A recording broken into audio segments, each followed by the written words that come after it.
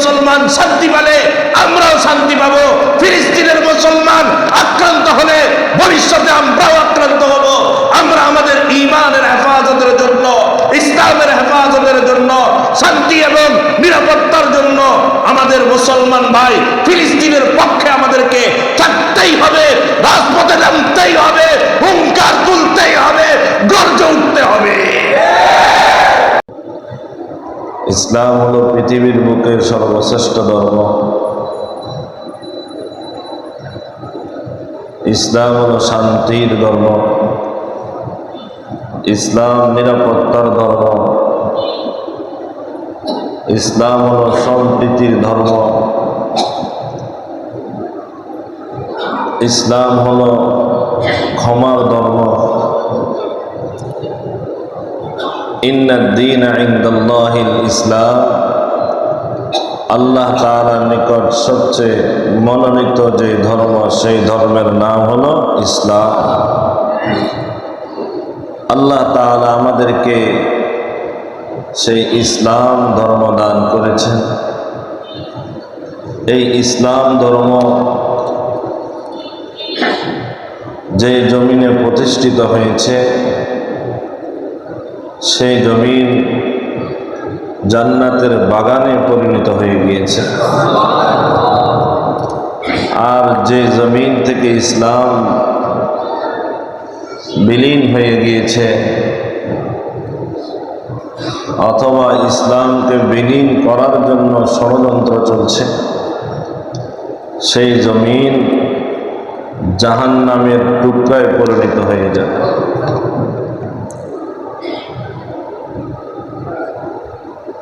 বর্তমান বিশ্বের দিকে যদি তাকায় দেখি, আফসোসের কথা হলো অসত্য, সারা বিশ্বে প্রায় 200 কোটি মুসলমান জীবিত থাকতে সারা বিশ্বের সকল কুফরি শক্তি ঐক্যবদ্ধ হয়ে কাফের, মুশরিক, ইহুদি, নাসারা, নাস্তিক, মুরতাদ সবাই ঐক্যবদ্ধ হয়ে এই শান্তির ধর্ম, নিরাপত্তার ধর্ম, উদারতার ধর্ম ইসলামকে বিলীন করে দেওয়ার জন্যে, মুসলমানকে দুনিয়ার জমিন থেকে উৎখাত করে দেওয়ার জন্যে বিশ্বব্যাপী মহা ষড়যন্ত্র চলছে। আমরা যদি আমাদের পার্শ্ববর্তী কান্ট্রিগুলোর দিকে তাকায় দেখি, মায়ানমারের মুসলমান এখনো পর্যন্ত তারা নির্যাতনের শিকার। লক্ষ লক্ষ মুসলমান আমাদের বাংলাদেশে আশ্রয় গ্রহণ করেছে। ভারতের মুসলমান প্রতিনিয়ত নির্যাতনের শিকার হচ্ছে। বসনিয়া চিসনিয়ার মুসলমান, আফগান আরাকানের মুসলমান এখনো নির্যাতনের শিকার, হুমকির মুখে আছে। সবচেয়ে বড় যেই বিষয়টি আমাদের সকলের জানা, প্রতিদিন আমরা প্রতিনিয়ত যে খবরগুলো দেখি, ফিলিস্তিনের মুসলমান, গাজার মুসলমান, তারা তাদের ঈমান রক্ষা করার ক্ষেত্রে, ইসলামকে হেফাজত করার জন্যে, বাইতুল মাকদাসের পবিত্রতা রক্ষা করার জন্যে দীর্ঘ 100 বছর পর্যন্ত তারা সেই সন্ত্রাস ইসরায়েলের আক্রমণে তারা আক্রান্ত হয়ে আসছে। তারা তাদের ষড়যন্ত্রে জর্জরিত অবস্থায় আছে। বর্তমান সারা বিশ্বের মধ্যে সবচেয়ে বেশি নির্যাতিত এবং বর্বরত অবস্থায় রয়েছে ফিলিস্তিনের মুসলমান।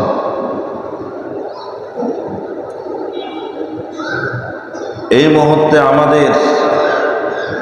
আমরাও তো মুসলমান, তারাও মুসলমান। তাদের জন্য আমাদের কি কোনো কিছু করণীয় নাই? কথা বলেন। তাদের জন্য আমাদের কোনো কিছু করণীয় আছে? আছে। এক নম্বর করণীয় হলো তাদের জন্য আমাদের বেশি বেশি দোয়া করা, আল্লাহ তাআলার সাহায্য চেয়ে তাদের জন্য বেশি বেশি দোয়া করা, কান্নাকাটি করা। দুই নম্বর হলো সশরীরে গিয়ে তাদের জন্য সহযোগিতা করা। বর্তমান পরিস্থিতিতে হয়তো সশরীরে যাওয়া আমাদের জন্য সম্ভব নয়। তাহলে তৃতীয় নম্বর আমাদের করণীয় হলো আর্থিকভাবে অস্ত্র দিয়ে,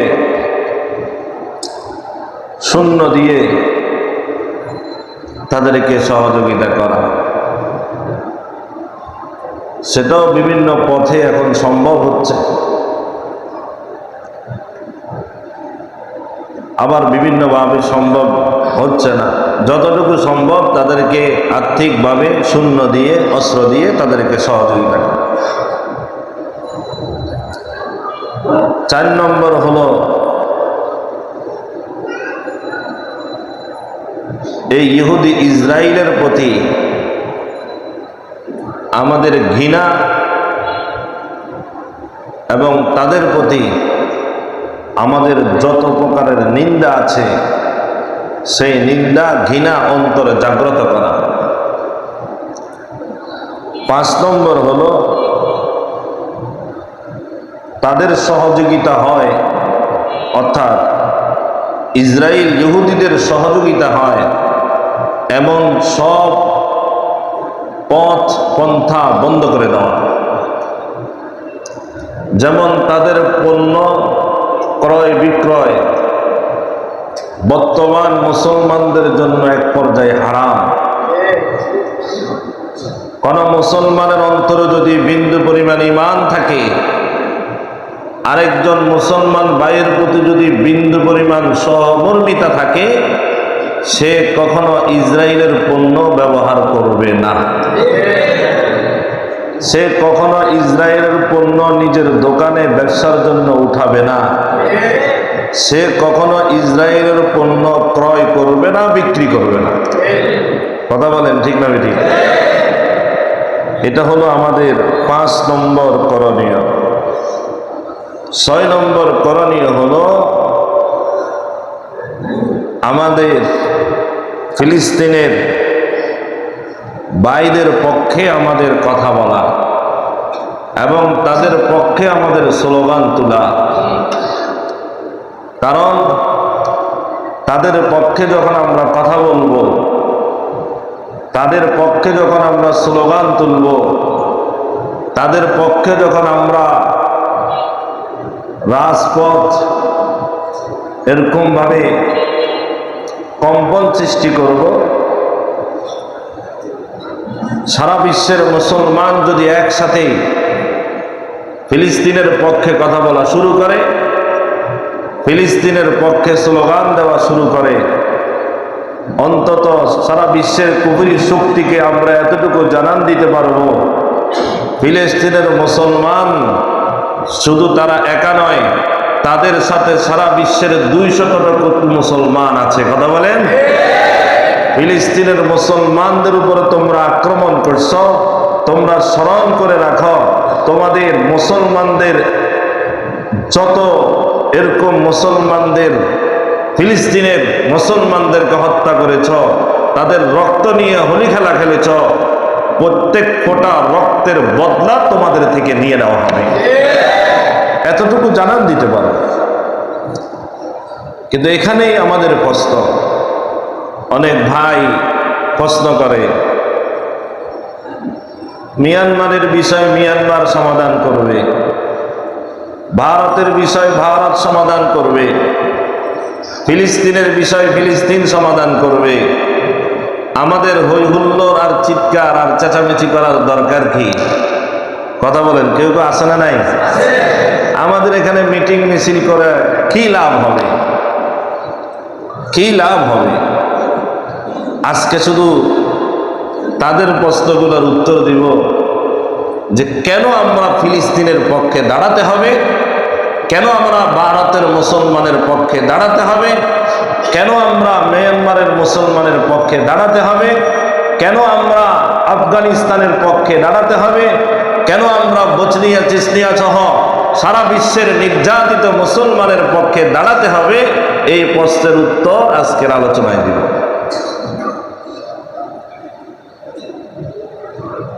এক নম্বর উত্তর, কেন আমরা ফিলিস্তিনের পক্ষে কথা বলতে হবে, তাদের পক্ষে স্লোগান তুলতে হবে, তাদের পক্ষে অন্তত একটা মিছিলে অংশগ্রহণ করে হলেও তাদের জন্য একটু আল্লাহর দরবারে ফরিয়াদ করা, বাতিলের বিরুদ্ধে আমাদেরকে স্লোগান দেওয়া, এটা কেন? এক নম্বর। এক নম্বর কারণ হলো তারা আমাদের ভাই। বলেন তারা কি? সারা বিশ্বের মুসলমানকে রাসূল আকরাম সাল্লাল্লাহু আলাইহি ওয়াসাল্লাম ভ্রাতৃত্ব বন্ধনে আবদ্ধ করে দিয়েছে। তারা আমাদের মুসলমান ভাই। ভাই কাকে বলে?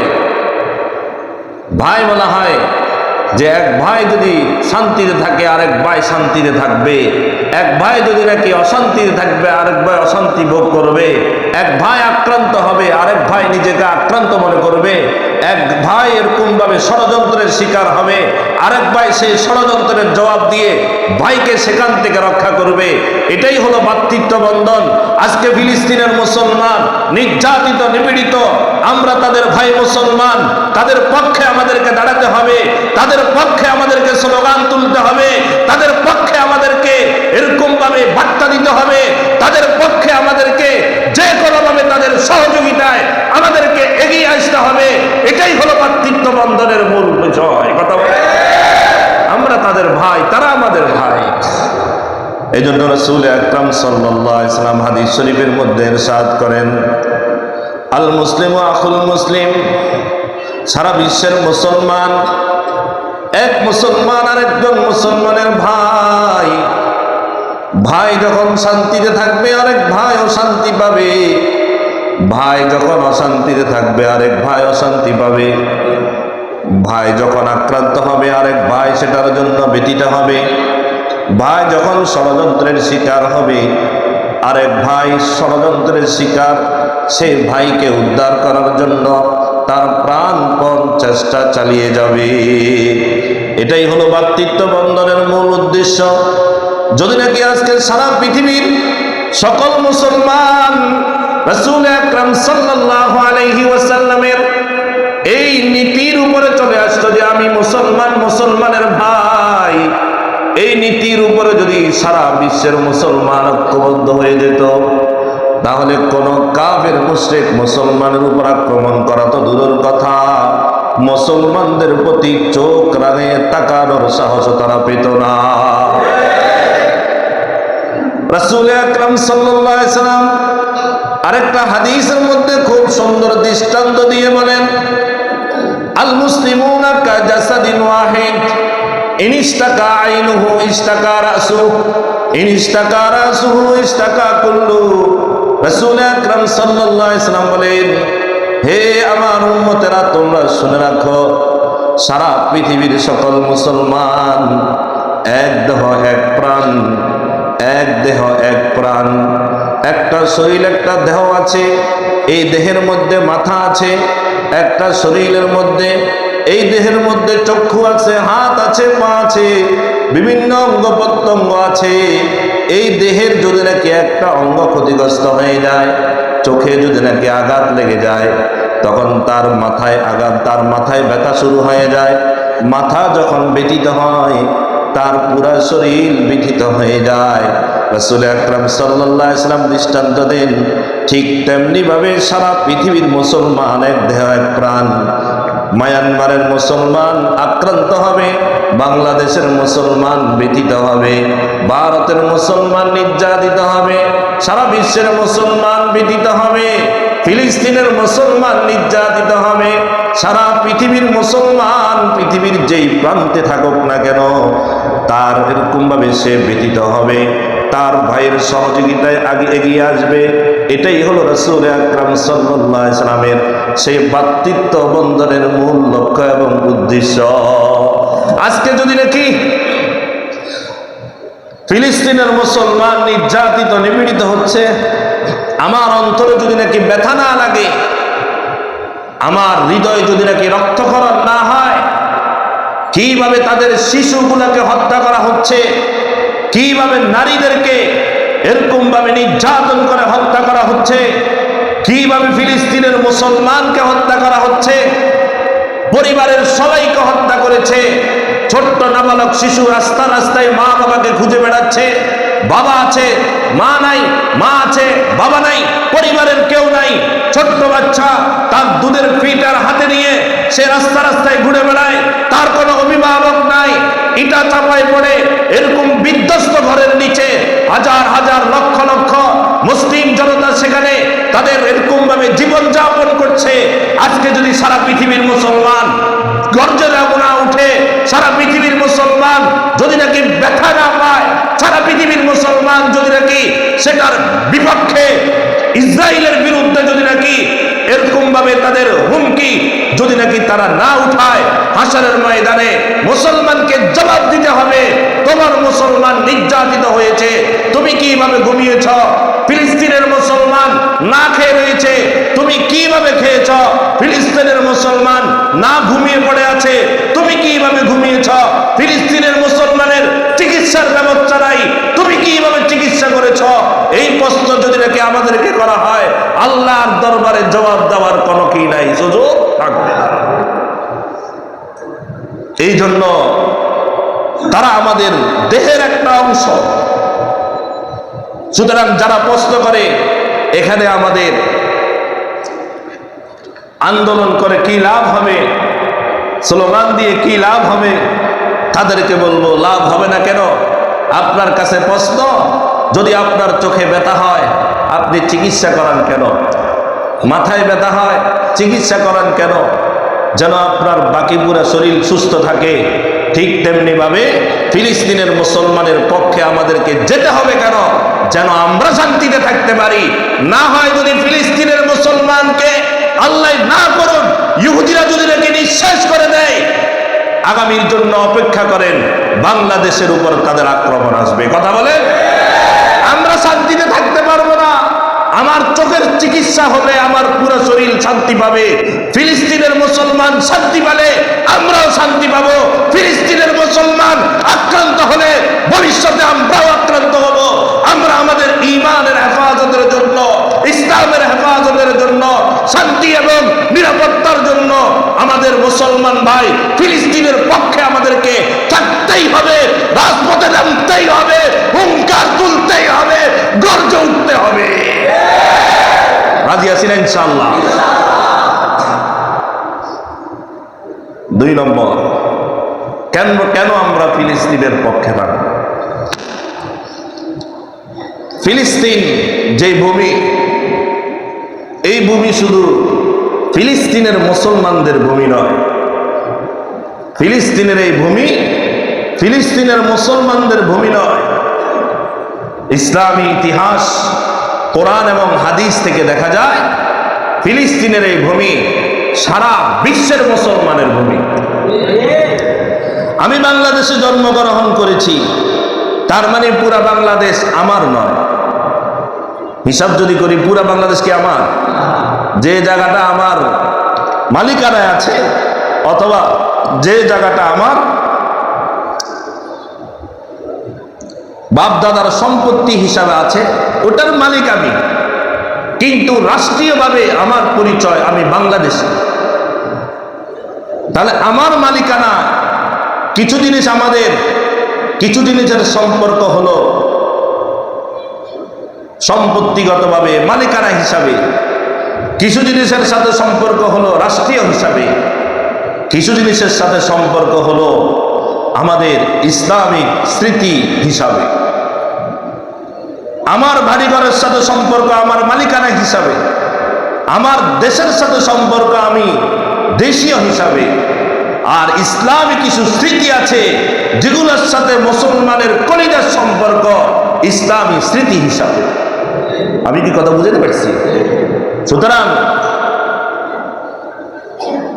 ফিলিস্তিনের জমি সারা বিশ্বের মুসলমানের হৃদয়ের সাথে সম্পর্ক আছে আমাদের ইসলামী স্মৃতি হিসাবে। কিভাবে? এই ফিলিস্তিনের মধ্যে রয়েছে পবিত্র মসজিদুল আকসা, বাইতুল মাকদাস। মসজিদুল আকসা রাসূল আকরাম সাল্লাল্লাহু আলাইহি ওয়াসাল্লামের মক্কি জীবনে রাসূল আকরাম সাল্লাল্লাহু আলাইহি ওয়াসাল্লাম এই মসজিদুল আকসার দিকে ফিরে নামাজ আদায় করেছে। মসজিদুল আকসা এটা হলো আমাদের সর্বপ্রথম কিবলা। আমাদের এই উম্মতের কিবলা ছিল, সকল নবীদের কিবলা ছিল মসজিদুল আকসা।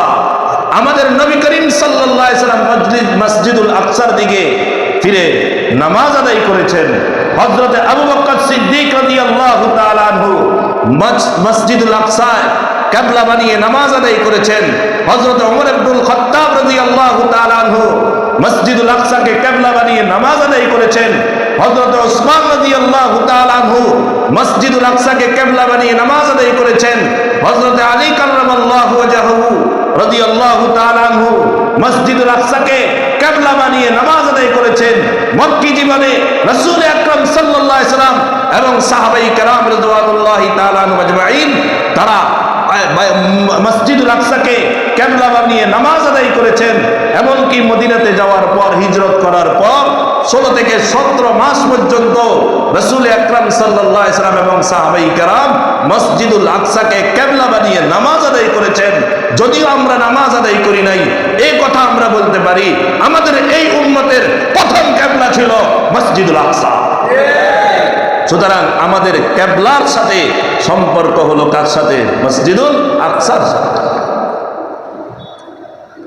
যেমন হাদিস শরীফের মধ্যে রাসূল আকরাম সাল্লাল্লাহু আলাইহি ওয়াসাল্লাম ইরশাদ করেন, কানা রাসূলুল্লাহ সাল্লাল্লাহু আলাইহি ওয়াসাল্লাম ইউসাল্লি ওয়া হুয়া বিমাক্কাতা নাহওয়া বাইতুল মাকদাস ওয়াল কাবাতু বাইনা ইয়াদাইহি। রাসূল আকরাম সাল্লাল্লাহু আলাইহি ওয়াসাল্লাম যখন মক্কাতে ছিলেন তখন রাসূল আকরাম সাল্লাল্লাহু আলাইহি ওয়াসাল্লাম বাইতুল মাকদাসকে কিবলা বানিয়ে নামাজ আদায় করতেন। তবে এমন ভাবে দাঁড়াতেন যেন বাইতুল মাকদাস এবং কাবা দুটোটা রাসূলের সামনে হয়ে যায়। সুবহানাল্লাহ। রাসূল সাল্লাল্লাহু আলাইহি ওয়াসাল্লাম এমন ভাবে দাঁড়াতেন যেন বাইতুল মাকদাসের দিকেও কিবলা থাকে, আবার কাবাটাও যেন রাসূলের সামনে থাকে। وبعدما هاجر إلى المدينة 16 شهرا ثم صرف إلى الكعبة। রাসূল আকরাম সাল্লাল্লাহু আলাইহি ওয়াসাল্লাম যখন হিজরত করে মদিনাতে চলে গেলেন, মদিনাতে যাওয়ার পর 17 অথবা 16 মাস পরে আল্লাহ তাআলা রাসূল আকরাম সাল্লাল্লাহু আলাইহি ওয়াসাল্লামের চাহিদা অনুযায়ী আল্লাহ তাআলা কিবলাকে পরিবর্তন করে দিয়া কাবা বাইতুল্লাহর দিকে কিবলা করে দিয়েছেন। যেই দিকে আমরা কিবলা করি, নামাজ আদায় করি, এর দ্বারাই প্রমাণিত হলো আমাদের প্রথম কিবলা ছিল বাইতুল মাকদাস। সুতরাং বাইতুল মাকদাসের সাথে আমাদের কিবলার সম্পর্ক, বাইতুল মাকদাসের সাথে আমাদের ইবাদতের সম্পর্ক। যদি কেউ বলে বাইতুল মাকদাসের উপর আক্রমণ হচ্ছে, তাদের বিষয় তারা সমাধান করবে। আমরা এখান থেকে বসে চেঁচামেচি করার দরকার কি? আমরা বলতে পারি তার কলিজার মধ্যে বিন্দু মাত্র বাইতুল মাকদাসের মায়া নাই। আরে বাইতুল মাকদাস তো আমাদের কিবলা, আমাদের প্রথম কিবলা ছিল। আমাদের এই কিবলার উপর আক্রমণ হচ্ছে, আমাদের এই কিবলাকে গুড়িয়ে দেওয়ার পায়তারা চলছে। ইতিমধ্যে বাইতুল মাকদাসের বিভিন্ন গম্বুজগুলোকে ধ্বংস করে দিয়েছে। মুসলমান কিভাবে বসে আছে আমাদের জানা নাই। বাইতুল মাকদাস আমাদের সামনে কেঁদে কেঁদে বলে, মসজিদ আকসা রোती है क्यों ही तबाही होती है, उम्मत मुस्लिम सोती है, जागो जागो सुबही। মসজিদ আকসা কেঁদে কেঁদে বলে, হায় হায় আমি কেন ধ্বংস হচ্ছি, আমার কি অপরাধ, তোমরা মুসলমান কোথায়, তোমরা মুসলমান এখনো কেন ঘুমিয়ে আছো? আরে সকাল তো হয়ে গেছে, তাড়াতাড়ি উঠো, মসজিদে আকসাকে রক্ষা করার জন্য ময়দানে নেমে আসো। মসজিদে আকসা তো আমাদেরকে ডেকে ডেকে বলছে, আমরা তো ঘুমের গয়ে এখনো আছি। মসজিদে আকসা বলে, জাগো জাগো, সুবহই, সকাল হয়ে গেছে, তাড়াতাড়ি ঘুম ভাঙ্গো, অস্ত্র ধরো, বাইতুল মাকদাসকে হেফাজত করার জন্য ইহুদিদের বিরুদ্ধে লড়াই ঝেপে পড়ো। আমরা আছি কোথা? অন্তরে মায়া পর্যন্ত নাই। এই জন্য এই কথা কি আর বলবো? আমরা কেন এখান থেকে মিছিল মিটিং করবো? এই কথা বলবো? আমার যতটুকু সাধ্য আছে আমি ততটুকু করব। রাজি আছেন ইনশাআল্লাহ? আমাদের বাংলাদেশের মুসলমান আসলে আমরা যতটুকু জাগ্রত আছি, বিশ্বের মুসলমান ততটুকু জাগ্রত নাই। অন্তত আমরা চিৎকার শুরু করি যেন বাকি মুসলমানেরা জাগ্রত হয়। কথা বলেন? গত এক সপ্তাহ ধরে যখন বিভিন্ন প্রতিবাদী মিছিল শুরু হয়েছে, আল জাজিরা থেকে প্রতিবেদন তৈরি করা হয়েছে। ওই আল জাজিরার প্রতিবেদনে, অর্থাৎ সেই খবরের নিউজ, সেই নিউজের নিচে কমেন্ট করা হয়েছে। বিভিন্ন আরব বিশ্বের লোকেরা কমেন্ট করেছে। তাদের কমেন্টের বাংলা অর্থ যদি কয়েকটা আপনাদেরকে বলি, আশ্চর্য হয়ে যাবেন। তাদের একটা কমেন্টের অর্থ হলো, আরব বিশ্ব, আরবি, কেউ আরবিভাবে, কেউ তাদের আপনার রাষ্ট্রীয় ভাষায়, তারা এরকমভাবে বিভিন্ন মুসলমান সেখানে কমেন্ট করেছে। কমেন্ট করে বলে, যদি নাকি বাইতুল মাকদাসের পাশের রাষ্ট্রটা বাংলাদেশ হতো, বাইতুল মাকদাসকে স্বাধীন করতে এতদিন লাগতো না। সুবহানাল্লাহ! কত বড় কথা। আরেকজনে কমেন্ট করে, বাইতুল মাকদাসের হামাস যোদ্ধাদের সাথে যদি বাংলাদেশের যোদ্ধারা যদি নাকি একসাথ হতে পারত, তাহলে একটা ইহুদিদেরকে খুঁজে পাওয়া যেত না। এটা আরব বিশ্বের লোকেরা বাংলাদেশ সম্পর্কে মন্তব্য করে। আরেকজন মন্তব্য করছে, যদি নাকি স্বাভাবিক গতিতে ফিলিস্তিন আসা যাওয়ার সুযোগ থাকতো, তাহলে সবচেয়ে বেশি বাঙালিরা ফিলিস্তিনে অবস্থান করত। তা আমরা চিৎকার দেন, আমাদের চিৎকারের দ্বারা কি হবে? অন্তত অন্য মুসলমান যারা ঘুমিয়ে আছে তারাও যেন জাগ্রত হয়ে যায়। সবাই যখন জাগ্রত হব, চারিদিক থেকে যখন হুঙ্কার শুরু হবে, ইনশাআল্লাহ রাসূল আকরাম সাল্লাল্লাহু আলাইহি ওয়াসাল্লামের ভবিষ্যৎবাণী এই ইহুদিদেরকে পরাজিত করে ফিলিস্তিন থেকে মুসলমানদের ইসলামী খেলাফত কায়েম হয়ে যাবে।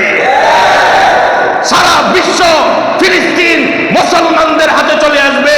ফিলিস্তিন থেকে সারা বিশ্বের এরকম ভাবে শাসন ব্যবস্থা চালু হয়ে যাবে ইনশাআল্লাহ। এটা রাসূলের ভবিষ্যৎবাণী। তাহলে দ্বিতীয় নম্বর কারণ হলো, ফিলিস্তিনের ভূমি বাইতুল মাকদাস আমাদের প্রথম কিবলা। সুতরাং এই বাইতুল মাকদাসের সাথে আমাদের কিবলাগত সম্পর্ক আছে। তিন নম্বর কারণ হলো, সারা পৃথিবীর মধ্যে মুসলমানদের অন্তরের সাথে জড়িত একটা স্থান আছে। সারা পৃথিবীর মুসলমান যে যেখানেই যাক না কেন, তাদের একটা নির্দিষ্ট স্থান আছে। ওই পবিত্র স্থানকে বলা হয় মসজিদ। আর ফিলিস্তিনের জমিনে একটা মসজিদ আছে, যে মসজিদকে বলা হয় বাইতুল মাকদাস। আজকে যদি নাকি আমাদের বাংলাদেশে কোন একটা মসজিদের উপর আক্রমণ হয়, আমরা কি সেটা বরদাস্ত করতে পারবো? আজকে যদি ভারতে বাবরি মসজিদের উপর আক্রমণ হয়েছে, এটার জন্য কতজন মুসলমান জান দিয়ে দিছে। এখনো ভাই ভারতের মধ্যে বিভিন্ন মসজিদগুলোর মধ্যে আক্রমণ চলছে, মসজিদ গুড়িয়ে দেয়। এটার জন্য মুসলমান আন্দোলন করছে। সারা পৃথিবীর যেখানে কোন একটা মসজিদের উপর আক্রমণ আসবে, সেখানে মুসলমান ওই মসজিদকে রক্ষা করার জন্য নিজের জানটুকু দিয়ে দিতে প্রস্তুত হয়ে যাবে। কারণ মসজিদ হলো মুসলমানদের ইবাদতখানা। প্রত্যেকটা মসজিদের সাথে মুসলমানদের হৃদয় সম্পর্ক আছে। বাইতুল মাকদাস ফিলিস্তিনের পক্ষে আমরা কেন থাকবো, ফিলিস্তিনের পক্ষে কেন কথা বলবো? কারণ ফিলিস্তিনের এই পবিত্র ভূমিতে মসজিদুল আকসা আছে। যেই মসজিদুল আকসা এটা পৃথিবীর বুকে 2য় নম্বর মসজিদ। সুবহানাল্লাহ। 1 নম্বর মসজিদ হলো বাইতুল্লাহ। কোরআনে কারীমের মধ্যে আল্লাহ তাআলা বলেন, ইন্না আউওয়ালা বাইতিন উযিআ লিন-নাস লাল্লাযী বিবাক্কাতা মুবারাকান ওয়া হুদাল লিল আলামিন। পৃথিবীর বুকে সর্বপ্রথম যে মসজিদ আল্লাহ তাআলা রেখেছেন, সেই মসজিদের নাম হলো বাইতুল্লাহ, মসজিদুল হারাম। আর 2য় নম্বর মসজিদ হলো মসজিদুল আকসা। 2য় নম্বর মসজিদ কোনটি বলেন? আর কথাও বলে না। মসজিদুল আকসা, বাইতুল মাকদাস এটা পৃথিবীর বুকে 2য় নম্বর মসজিদ। বাইতুল্লাহকে নির্মাণ করার 40 বছর পরে আল্লাহ তাআলা বাইতুল মাকদাসকে নির্মাণ করিয়েছেন।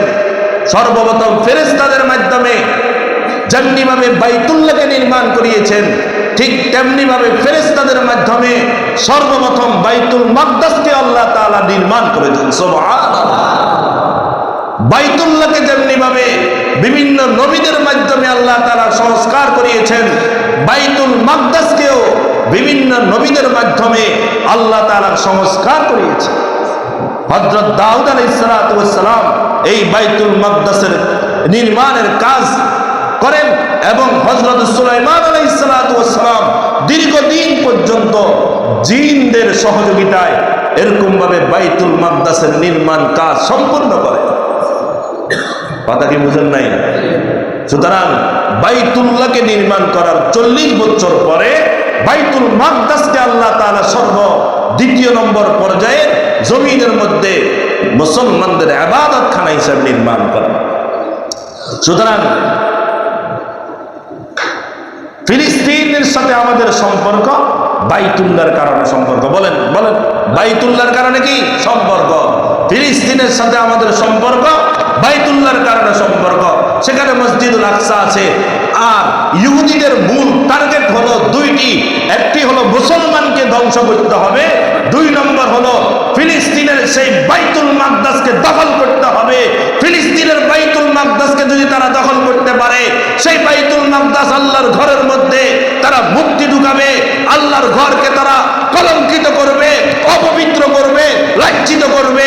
আর সারা বিশ্বের মুসলমান, স্পষ্ট সারা বিশ্বের মুসলমান, আল্লাহর ঘর লাঞ্ছিত হবে, আল্লাহর ঘরের কিরকম ভাবে অপমান করা হবে, দুনিয়ার কোন মুসলমান বরদাস্ত করতে পারে না। কথা বলেন? সুতরাং আমাদের এখান থেকে আওয়াজ তোলার কারণ হলো যে আমাদের আল্লাহর ঘরকে আমাদের রক্ষা করতে হবে। 3 নম্বর। 4 নম্বর কারণ হলো ফিলিস্তিনের এই ভূমি হলো একটা বরকতময় ভূমি। এখানে আল্লাহ তাআলা বরকত দিয়ে ভরপুর করে রেখেছেন। এই বরকত সারা পৃথিবীর মধ্যে ছড়িয়ে পড়েছে।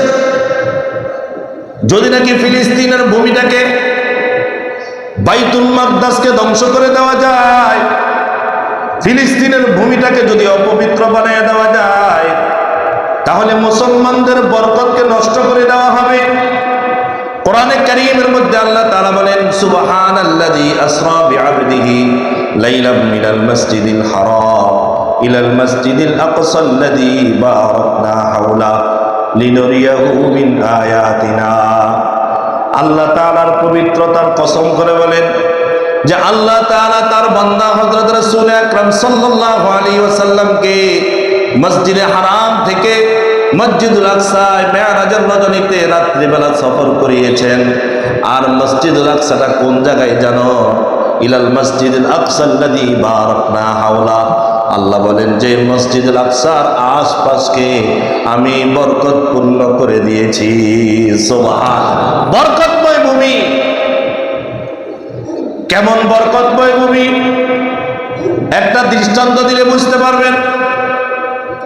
হযরত ইব্রাহিম আলাইহিস সালাম যখন ছোট বাচ্চা সন্তান হযরত ইসমাঈল আলাইহিস সালামকে মক্কা নগরীতে রেখে আসলেন আল্লাহর হুকুমে। রেখে আসার সময় দোয়া করলেন, আয় আল্লাহ, আমার স্ত্রী সন্তানকে আপনি হেফাজত করেন এবং আপনি তাদেরকে বরকত দান করেন। ইব্রাহিম আলাইহিস সালাম বরকতের দোয়া করছে এবং দোয়া করছে আল্লাহ মক্কাকে আপনি আবাদ করে দেন। আল্লাহ ইব্রাহিম আলাইহিস সালামের এই দোয়াকে কবুল করছেন, কবুল করে মক্কাকে আবাদ করে দিয়েছেন, সংক্ষেপে বলছি। এবং মক্কার মধ্যে আল্লাহ বরকতের ব্যবস্থা করলেন। আশপাশে শুধু পাহাড় আর পাহাড়, কোনো খাবারের ব্যবস্থা ছিল না। বরকতের ব্যবস্থা করে জমজম পানির ব্যবস্থা করে দিলেন। সুবহানাল্লাহ। এটা তো পানীয়ের ব্যবস্থা হলো, খাবারের ব্যবস্থা কি হবে? হযরত জিবরাইল আলাইহিস সালামকে আল্লাহ নির্দেশ দিলেন, জিবরাইল যাও সেই ফিলিস্তিনের ভূমি থেকে এক খণ্ড মাটি নিয়ে আসো, ওই মাটিটাকে মক্কা নগরীতে রেখে দাও। সে ফিলিস্তিনের মাটি হলো বরকতময় মাটি, উর্বর মাটি। এটা যদি মক্কার পাহাড়ি অঞ্চলে রেখে দেওয়া হবে তো এখান থেকে ফসল হবে। ওই ফসল দিয়ে পুরো আরব বিশ্ব, মক্কাবাসী নয় শুধু, সারা বিশ্বের মুসলমান সেই বরকতময় পানি এবং বরকতময় খাবার খেয়ে তারা স্বাচ্ছন্দ্য বোধ করবে। তখন হযরত জিবরাইল আলাইহিস সালাম তার 600টা দানা থেকে একটা ডানার একটা পরের এক কোণা দিয়ে, একটা ডানার 600 ডানা, 600 ডানার এক ডানার এক পর, ওই পরের এক কোণা, ওই কোণা দিয়ে আপনার সিরিয়ার জমিন, ফিলিস্তিনের জমিন থেকে এক খণ্ড মাটি আনল। মাটি এনে ওই মাটিটাকে 7 বার বাইতুল্লাহ তোয়াফ করালো। সুবহানাল্লাহ। তোয়াফ করে বাইতুল্লাহর পাশে ওই মাটিটা রেখে দিল। সেই মাটির জায়গাটার নাম হলো বর্তমানে তায়েফ। সুবহানাল্লাহ। তায়েফ মানে হলো তওয়াফ করনেওয়ালা। এই তায়েফ কত বিশাল, যারা গিয়েছে তারা দেখেছে। এটা হলো তায়েফ, এটা মক্কার জমিন না, এটা হলো ফিলিস্তিনের জমিন। ওই ফিলিস্তিনের বরকতময় জমিনকে আল্লাহ তাআলা হযরত জিবরাইলের মাধ্যমে মক্কাতে নিয়ে আসে। আজকে সেই মক্কার ওই বরকতের কারণে, ওই মাটির বরকতে ওই তায়েফ, এমন তায়েফের মধ্যে এমন কোনো ফল নাই যে ফল তায়েফে হয় না। সারা বিশ্বের সকল প্রকারের ফল সেখানে এরকমভাবে উৎপাদিত হয়। মক্কা নয়, মদিনা নয়, এরকম সৌদি আরব নয়, তাদের সেই ফল সারা বিশ্বে এরকম ভাবে সাপ্লাই দেওয়া হয়। কিসের কারণে? এটা হলো ওই বরকতময় জমিন। সুবহানাল্লাহ। এতটুকু একটা খণ্ডের বরকত যদি এত হয়, তাহলে ফিলিস্তিনের জমিনের যে আল্লাহ বরকত দিয়েছেন সেই বরকত কত হবে? সুবহানাল্লাহ। সুতরাং ফিলিস্তিনের ভূমির সাথে আমাদের বরকতের সম্পর্ক আছে। যদি নাকি ফিলিস্তিনের ভূমিটা অপবিত্র হয়ে যায়, ইহুদিরা যদি অপবিত্র করে দেয়, তাহলে আমাদের বরকত নষ্ট হয়ে যাবে।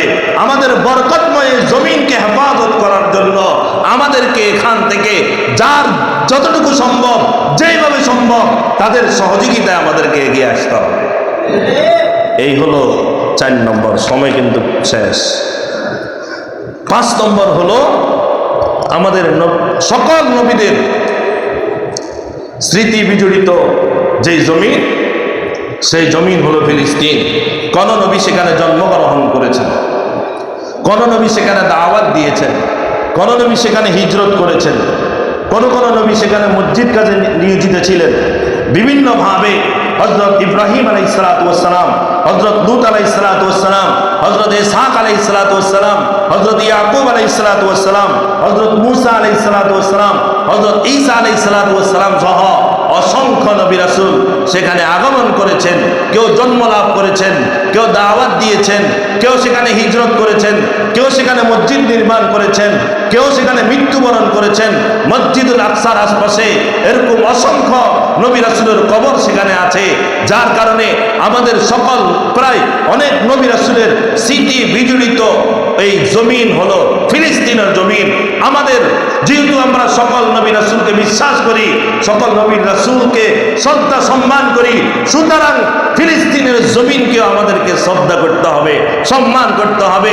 আমাদের কোন নবী রাসূলের এরকম ভাবে যদি নাকি স্মৃতি বিজড়িত এলাকায় কেউ আক্রমণ করে, কোন মুসলমান তার ভিতরে ঈমান থাকা অবস্থায় সেটা কখনো কি করতে পারবে না, বরদাস্ত করতে পারবে না। 6 নম্বর হলো মেরাজের রজনীতে আমাদের নবী করিম সাল্লাল্লাহু আলাইহি সাল্লামকে মসজিদুল আকসায় নিয়ে যাওয়া হয়। সেখানে ইমামতি করেন সকল নবীর, যার মাধ্যমে আমাদের নবী ইমামুল মুরসালিন এই উপাধি লাভ করেন। সে বিশাল ঘটনা। এই কারণে আমাদের রাসূল সাল্লাল্লাহু আলাইহি সাল্লাম যখন সকল ইমামুল মুরসালিন হয়ে গেছেন, সাইয়্যিদুল মুরসালিন হয়েছেন, যার কারণে আমরা সম্মানিত হলাম। আমাদের সম্মান এবং আমাদের নবীর সম্মানের যে স্মৃতি, সেটা হলো বাইতুল মাকদাস ফিলিস্তিন। সুতরাং সেখানে কেউ আক্রমণ করবে, আমরা সেটা বরদাস্ত করতে পারবো না। এইভাবে আরো অনেক কারণ আছে, যেই কারণগুলোর মাধ্যমে আমাদেরকে ফিলিস্তিনের পক্ষেই থাকতে হবে। ফিলিস্তিনের বিপক্ষে যারা আছে তাদের বিরুদ্ধে আমাদের যার যতটুকু সম্ভব ততটুকু অবস্থান আমাদেরকে গ্রহণ করতে হবে। আমরা রাজি আছি না ইনশাআল্লাহ? মনে রাখবেন, হাদিস শরীফের মধ্যে রাসূল আকরাম সাল্লাল্লাহু আলাইহি সাল্লাম ইরশাদ করেছেন যে এই ফিলিস্তিনের ভূমিতে মুসলমান যুদ্ধ করবে এবং ইহুদিদেরকে খতম করবে। ইহুদিরা এরকম পালাইতে থাকবে, পালাতে পালাতে ইহুদিরা গাছের আশ্রয় নিবে, পাথরের আশ্রয় নিবে। তখন গাছ আর পাথর মুসলমানদেরকে ডেকে ডেকে বলবে, এই যে আমার পিছনে, সুবহানাল্লাহ বলেন না, গাছের জবান খুলে যাবে, পাথরের জবান খুলে যাবে, পাহাড়ের জবান খুলে যাবে। তারা ডেকে ডেকে বলবে, হে মুসলমান, হে মুসলমান, আমার পিছনে ইহুদি সে লুকিয়ে আছে, তাকে ধরো, তাকে হত্যা করো, তাকে ধরো, তাকে হত্যা করো, ফিলিস্তিন বিজয় করো, এখানে ইসলামী হুকুমত কায়েম হবে। সুবহানাল্লাহ। রাসূল আকরাম সাল্লাল্লাহু আলাইহি সাল্লামের এই হাদিসকে আমরা বিশ্বাস করি না? যদি এই হাদিস বিশ্বাস করি, এই কথা নিশ্চিত যে এই ফিলিস্তিনের জমিন একদিন এখানে কি হবে, স্বাধীন হবে। এটা মুসলমানদের হাতেই আসবে, এটা ইহুদিরা নিতে পারবে না। ইহুদিরা যতই ষড়যন্ত্র করুক, মুসলমানদের উপর যতই আক্রমণ করুক, মুসলমানদেরকে যতই ধ্বংস করার চেষ্টা করুক, এই ফিলিস্তিন মুসলমানের জমিনে থাকবে। সুতরাং এই ফিলিস্তিনের পক্ষে আমাদেরকে এরকম ভাবে যার যতটুকু সম্ভব সেই অবস্থা থেকে আমাদের সহযোগিতা করা দরকার আছে না? এই কথা বলেন। যদি নাকি দরকার আছে, তাহলে আমরা তো দোয়া করছি, দোয়া করবো ইনশাআল্লাহ। তার সাথে সাথে আমরা তো শারীরিকভাবে সশরীরে উপস্থিত হয়ে সহযোগিতা করার আমাদের সেই পরিস্থিতি নাই। আমরা অন্তত তাদের পণ্যগুলোকে বয়কট করবো। রাজি আছি তো ইনশাআল্লাহ? তাদের পণ্য এগুলা সব সকলের কাছে এখন পরিচিত আছে। পানীয় পণ্যের মধ্যে কোনটা কোনটা আছে, খাদ্য পণ্যের মধ্যে কোনটা কোনটা আছে, ব্যবহারিক পণ্যের মধ্যে কোনটা কোনটা আছে, তাদের সকল পণ্যগুলোকে আমরা বয়কট করব। রাজি আছি তো ইনশাআল্লাহ? বলেন বয়কট, বয়কট। আরো জোরে বলেন বয়কট, বয়কট। ইসরায়েলি পণ্য বয়কট, ইসরায়েলি পণ্য বয়কট। আমি বলি বয়কট, বয়কট। আপনারা বলেন ইসরায়েলি পণ্য বয়কট। রাজি আছি তো ইনশাআল্লাহ? এই মুহূর্তে আর্থিকভাবে তাদের বিরুদ্ধে যদি আমরা যুদ্ধ করতে চাই, সেটা হলো তাদের পণ্যগুলোকে বয়কট করতে হবে। রাজি আছি তো ইনশাআল্লাহ? আদাবরের কোন দোকানে অন্তত আমরা কোন ইসরায়েলি পণ্য দেখতে চাই না। আমরা কোন ইসরায়েলি পণ্য ক্রয় করব না। কারা কারা রাজি আছি হাত উঠান। আয় আল্লাহ আমাদের সবাইকে তৌফিক দান করেন। এই পণ্য না খেলে তো আর মরবো না। কথা বলেন না কেন? এমন তো নয় সেটা ব্যবহার না করলে মরে যাব। শুধু তাই নয়, ওই ইসরায়েলদেরকে যারা সাপোর্ট করে তাদের পণ্য আমরা ব্যবহার করব না। যেমন ভারত সাপোর্ট করে, এই ভারতের পণ্য আমরা বয়কট করব না। আমরা বয়কট করব, ব্যবহার করব না। রাজি আছি তো ইনশাআল্লাহ? আস্তে আস্তে শুরু করেন, দেখবেন তারা অর্থনৈতিকভাবে যখন দুর্বল হয়ে যাবে, তখন তাদের মুসলমানদের উপর আক্রমণ করার তাদের যে অস্ত্রশস্ত্র সেগুলোর ক্ষেত্রে তারা দুর্বল হবে। তারপরে এই ছাড়াও আমাদের বাংলাদেশের কোন ব্র্যান্ড অথবা কোন কোম্পানি তারা যদি নাকি ইসরায়েলের পক্ষে কথা বলে, তাদের সেই পণ্যগুলোকে আমরা বয়কট করব। যে ব্র্যান্ড, যে ব্যক্তি, যে প্রতিষ্ঠান, যে রাষ্ট্র ইসরায়েলের পক্ষে যাবে, ফিলিস্তিনের মুসলমানের বিপক্ষে যাবে, তাদের সকল পণ্য আমাদেরকে বয়কট করা ফরজ। কথা বলেন? সেগুলোকে ব্যবহার করা এই মুহূর্তে আমাদের জন্য হারাম হয়ে যাবে। আমাদের ঘরের মধ্যে এখনো অনেকের কোকা কোলা আছে। বিরিয়ানি খাওয়ার পরে কোকা কোলা ছাড়া ভালো লাগে না। আমরা অনেকে মনে করি কোকা কোলা এটা 100 টাকা দিয়ে কিনলাম তো কি হলো, এখানে আর কি লাভ হলো, 50 টাকা না হলে গেলে গেল। ভাই, আপনি 50 টাকা দিলেন, 100 লোক 50 টাকা দিল, 1 কোটি লোক 50 টাকা দিল, এই 50 টাকা তো 50 কোটি হয়ে যাবে। কথা বলেন না কেন? আর সেটা দিয়ে তো তারা আমাদেরকে মারবে। এই জন্য বয়কট, বয়কট, ইসরায়েলি পণ্য বয়কট। রাজি আছি তো ইনশাআল্লাহ? 2 নম্বর হলো, যেখানে ইসরায়েলের বিরুদ্ধে ফিলিস্তিনের মুসলমানের পক্ষে 2টা কথা বলা হবে, সেখানে আমি দাঁড়িয়ে যাব, দাঁড়িয়ে বলবো হয়তো ঠিক, না হয় বেঠিক, না হয় শারীরিক উপস্থিতির মাধ্যমে এই কথা জানান দিব আমিও ফিলিস্তিনের মুসলমানের পক্ষে। রাজি আছেন ইনশাআল্লাহ? যদি কোথাও ছোট্ট থেকে ছোট্ট একটা প্রতিবাদী মিছিল বের হয়, আমি শরীক হয়ে যাব, এই কথা জানান দিব।